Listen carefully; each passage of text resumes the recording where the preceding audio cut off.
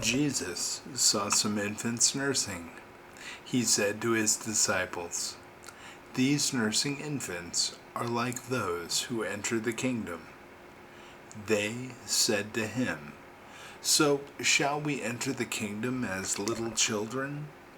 Jesus said to them, "When you make the two into one, and when you make the inside like the outside, and the outside like the inside, and the above like the below, and when you make the male and the female into a single one, so that the male will not be male, and the female will not be female, when you make eyes in place of an eye, a hand in place of a hand, a foot in place of a foot, an image in place of an image, then you will enter the kingdom." The Gospel of Thomas, saying 22. And friends, as I do each day, I would like to tell you an inspirational story based upon these words from Jesus. Maya lived in a busy city where everyone rushed from one obligation to the next. She woke each morning to the shrill alarm of her phone, already flooded with emails and reminders. She worked hard at her job, smiled when expected, and even posted cheerful updates online. But the truth was different. Behind the polished surface, she carried exhaustion, self-doubt, and a quiet ache she never admitted to anyone. One evening, after another long day, Maya walked past a small park near her apartment. The sun was dipping low, painting the sky with soft gold. On a wooden bench sat a circle of mothers, gently rocking and nursing their infants. Their laughter floated into the air like music. Maya stopped walking when her eyes fell on one child, a newborn cradled against its mother's chest. The baby drank slowly, eyes half closed, with a peace that seemed untouchable. In that moment, the world around Maya seemed to pause. The traffic noise dulled, the city's chaos melted away, and her heart whispered, "This is what it means to trust. This is what it means to be whole." That night, as sleep finally took her, Maya dreamed of Jesus.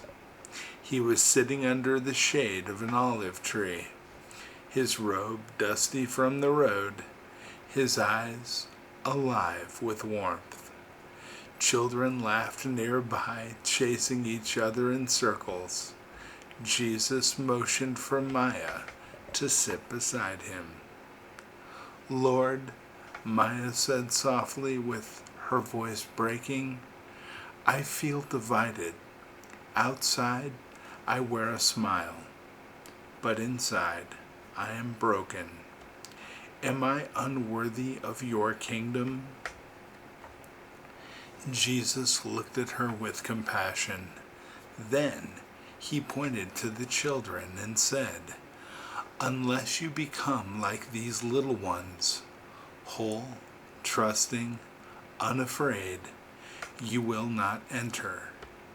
When the inside and the outside become one, when the masks fall away and your heart is the same in secret as it is in the open, then my Father's kingdom will be yours. When you let love unite the divided parts of your life, you will finally be free." He handed Maya a small mirror. Trembling, she looked into it. At first, she saw herself as she always did, tired, uncertain, holding too many pieces of her life together. But then her reflection began to change. The fractured parts of her sorrow, her strength, her wounds, her hopes, wove together into a single, radiant image. She looked whole. She looked loved. She looked like a daughter of God. Tears welled in her eyes as Jesus whispered, "Rest in my love as the child rests in its mother. When you live undivided, you live in the kingdom." When Maya awoke, she felt different. For the first time in years, she prayed without trying to sound perfect.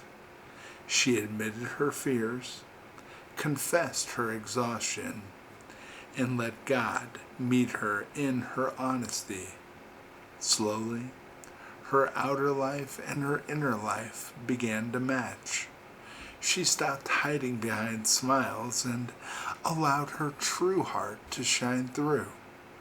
At work, with friends, and even when she was alone. Weeks later, she found herself walking through that very same park.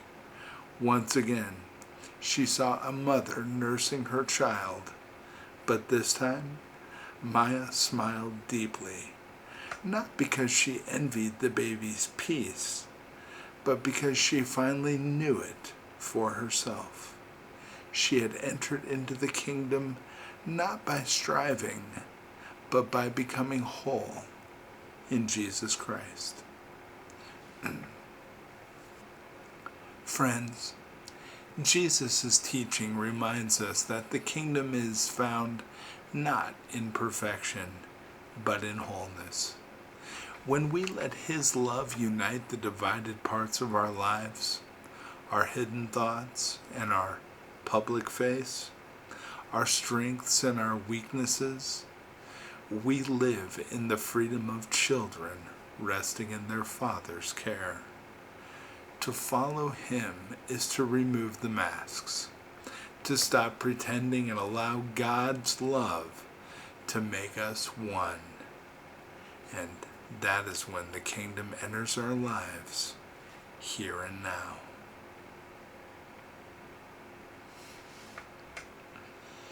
God bless you, my friends.